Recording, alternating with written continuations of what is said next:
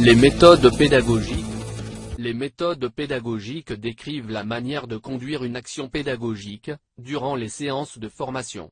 Dans ce tutoriel, nous allons voir les principales méthodes pédagogiques, qui sont au nombre de 4.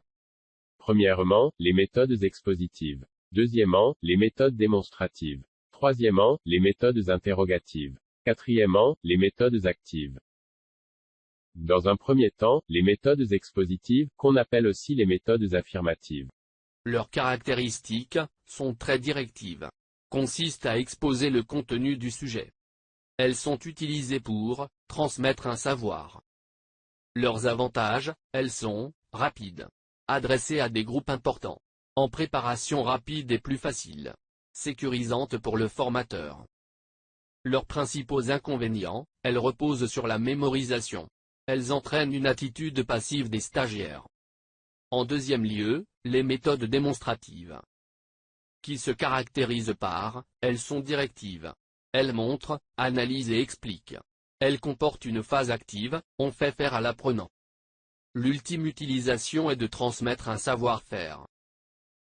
Leurs avantages sont, rapides, pratiques, favorisent la mémoire visuelle. On apprend bien ce que l'on fait. Contrôle direct possible.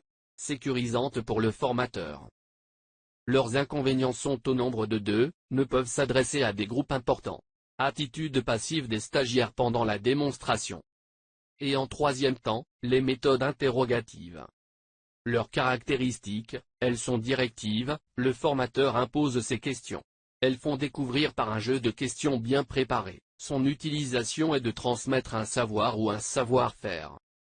Leurs avantages, le formé qui a découvert par lui-même comprend mieux. Meilleure mémorisation.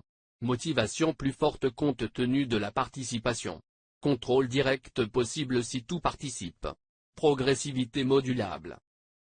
Parmi leurs inconvénients, ne peuvent s'adresser à des groupes trop importants. Méthode plus lente. Peu sécurisante pour le formateur. Préparation difficile. On ne sait comment le groupe va réagir. En dernier lieu, les méthodes actives. Leurs caractéristiques, elles sont directives sur la forme mais pas sur le fond. Elles font découvrir par l'action. Elles utilisent les compétences des membres du groupe. Elles s'appuient sur la dynamique du groupe. Elles sont utilisables pour le développement d'un savoir-être. Aussi elles sont possibles de transmettre un savoir ou un savoir-faire. Leurs avantages, le formé qui a découvert par lui-même comprend mieux. Meilleure mémorisation. Motivation plus forte compte tenu de la participation.